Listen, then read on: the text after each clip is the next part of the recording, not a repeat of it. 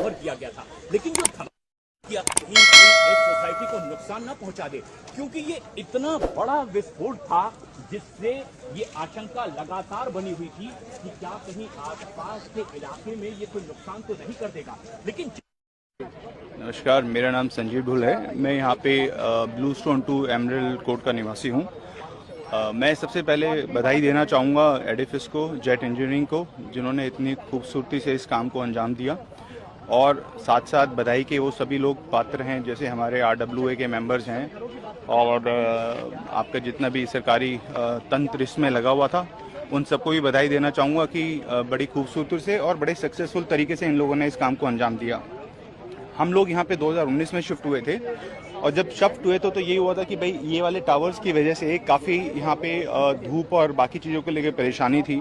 Specially जो ester 1 ester 2 के लोग हैं उनके लिए तो रहना दुश्वार था। पिछले 8-10 साल से वो इस जंग को लड़ रहे थे काफ़ी टाइम से, और इसके अब हट जाने से एटलीस्ट मैं ये देख रहा हूँ कि जो लोग इन टावर्स में रह रहे थे, इवन ATS साइड में जो भी लोग रह रहे थे, उनके लिए अब एक तरह से न्यू लीज ऑफ लाइफ है कि मतलब उनके लिए अब सोचे ना, आप जहां हम खड़े हैं यहाँ कभी धूप हमने देखी नहीं थी। आज इन टावर्स के हटने से एक तो पूरा एरी हो गया एटमॉस्फेयर, और एक धूप और रोशनी, जिसको बेसिकली एमरल्ड कोर्ट में मैक्सिमम जो है वो बुजुर्ग रहते हैं और जिनको धूप चाहिए होती है, आज उनके लिए एक ये नया, आप कहेंगे कि एक नया सवेरा उनके लिए आया, नया सनलाइट उनके लिए आई है यहाँ पे।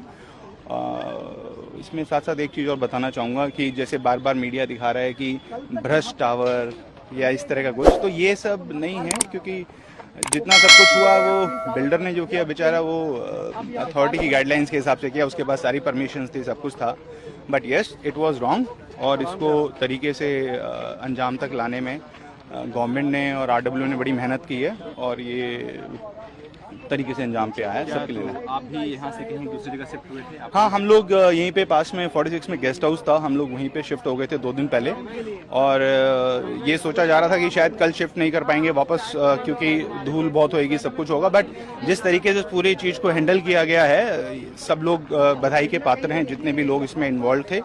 और हम अभी सुबह मॉर्निंग में ही आए हैं चेक इन करके, और घरों का कुछ नुकसान? नहीं, बिल्कुल ठीक है। मैं अभी बल्कि एक चीज़ देख रहा था कि यहाँ से जाते हुए किसी ने ना ब्लॉक से एक पिरामिड बनाया था, और वो उन्होंने फ्लोर पे बनाया था, वो पिरामिड अभी भी एज इट इज़ है, तो दैट मीन्स कि जो भी वाइब्रेशंस हुई हैं वो बहुत कंट्रोल वाइब्रेशन थी, और बहुत ही सक्सेसफुल तरीके से इसको किया गया था। आप ये नहीं मानते ये भ्रष्टाचार की इमारत जो वाहन चल रही है? देखिए, बिल्डर ने अपना काम किया, हर कोई चाहता है कि उसको एक प्रॉफिट बने, ठीक है, और उसने उसके लिए जो भी परमिशंस लेनी थी वो अथॉरिटी से ली। अथॉरिटी के कुछ लोगों की वजह से इस जैसी इमारत को अंजाम दिया गया, पैसे के चक्कर, पैसा लेके या जो भी हम कहेंगे उस चीज़ को, बट मैं बिल्डर का पूरा कसूर नहीं कहूँगा, क्योंकि बिल्डर ने अपना पैसा लगाया, और पैसा लगाया एक लीगल तरीके से जहाँ उसने सारी परमिशंस ली थी। अफसोस इस बात का है कि इतना बड़ा स्ट्रक्चर बनके तैयार हो गया और वो आज बिल्कुल डेब्रीज में मिल गया है, वो एक अफसोस है, क्योंकि इस तरह का पैसा, इंफ्रास्ट्रक्चर शायद किसी और चीज़ के लिए यूज़ हो सकता था, एक बेहतर यूज़ उसका हो सकता था। आप ये मानते हैं कि ये बिल्डिंग इलीगल थी? देखिए, इलीगल हम इसको तब कहेंगे जब इसकी परमिशंस ना मिली और ये बनी हो, ठीक है। परमिशंस तो उनके पास सारी थी, तो इलीगल तो मैं ऐसे नहीं कहूँगा, क्योंकि legally they had every permission with them. हाँ, इसको गलत तरीके से तब बनाया गया जब अथॉरिटी के कुछ लोगों ने मिलकर इसको अप्रूवल्स दे दिया। जैसे शुरू में ये हम कहते हैं कि 12 या 15 मंजिल की थी या 20 मंजिल की थी, इसको 40 मंजिल का अप्रूवल दिया गया। साइजेस को या जो डिस्टेंस है उसको नहीं मैनेज किया गया। तो ये तो जब कंस्ट्रक्शन शुरू हुई, सब कुछ हुआ, उस टाइम पे गवर्नमेंट को इसका संज्ञान लेना चाहिए था और इसको रोक देना चाहिए था। अफवाहें ये भी है कि इस बिल्डिंग को ना तोड़कर कुछ हॉस्पिटल्स बनाए जा सकते थे, ये सब क्या? नहीं, ये हमने भी सोचा था कि जो ओल्ड एज होम होते हैं या गवर्नमेंट की कुछ ऐसी संस्थान होती है जहाँ पे स्पेस चाहिए होता है, आइडली वो एक सही तरीका होता, क्योंकि देखा जाए किसी का भी नुकसान हो, इकोनॉमी का नुकसान है, 800 करोड़ या 600 करोड़ या 400 करोड़ जो भी कहते हैं इसको, वो एटलीस्ट मिट्टी में नहीं मिलता। और इतने लोगों की मेहनत लगी, सबका टाइम लगा, सब कुछ हुआ, वो सब एकदम सुहा हो गया जिसे हम कहते हैं, तो शायद कुछ बेटर यूज़ हो सकता था। बट मैं ये देख रहा हूँ कि जो टावर्स इस तरफ थे या जिन टावर्स की वजह से, इन 2 टावर्स की वजह से परेशानियां हुई टावर को, वो एटलीस्ट अब आगे के लिए एक चैन की सांस लेंगे।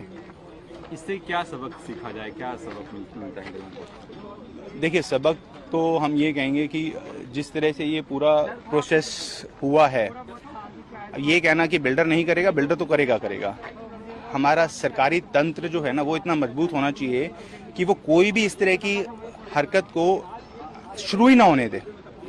ठीक है, अगर वो शुरू नहीं होने देंगे तो ये अंजाम यहाँ तक आएगा ही नहीं, ये कॉल है। तो गवर्नमेंट बॉडीज जितनी हैं वो इस तरह से इसको मैनेज करे कि भाई इस तरह की कोई भी एक्टिविटीज, इस तरह की कोई भी चीज़ ना हो। Thank you. मेरा नाम प्रेम मंडल है और मैं उत्तर प्रदेश का रहने वाला हूँ। मैं यहाँ पे जो टावर गिराया गया है, मेरा मेन पर्पस मैं इसी को देखने के लिए यहाँ पे आया हूँ। क्या आप इससे पहले भी इस टावर को देखे थे? जी, मैं कई बार देख चुका हूँ। इससे पहले भी कई बार यहाँ पे आ चुका हूँ। जैसे ये है जो पार्क है यहाँ पे, सिटी पार्क, यहाँ मैं कई बार आता जाता रहता हूँ। तो आता हूँ तो देखने में काफी अच्छा लगता है, काफी ऊंची टावर है। क्या लगता है ये टावर गिराया गया, सही गिराया गया? हाँ, अब इसका देखो, अगर देखा जाए तो मान लीजिए ऑर्डर सुप्रीम कोर्ट का ऑर्डर है, तो अगर सही मानना पड़ेगा क्योंकि सुप्रीम कोर्ट का ऑर्डर है, इसीलिए गिराया गया है। लोग ये भी कह रहे हैं कि ये गिरने से भ्रष्टाचार चलेगा। हाँ, किसी ना किसी हद तक एक संदेश भी ये भी मान लीजिए जा रहा होगा। जो भी अथॉरिटी यानी कि नोएडा अथॉरिटी में जितने भी कंस्ट्रक्शन का काम हो रहा है, कई ग्रुप हैं, उनके द्वारा जो भी बिल्डिंग्स बनाई जा रही है, अगर ऐसे अनलीगल काम हो रहा होगा तो बिल्कुल कोई ना संदेश जरूर जा रहा होगा। ये एक लौटा एक बिल्डिंग ऐसी है जो इलीगल है और भी बिल्डिंग है? बिल्कुल, अगर इसमें जांच किया जाए तो इसमें कई बिल्डिंग ऐसे अवैध मिले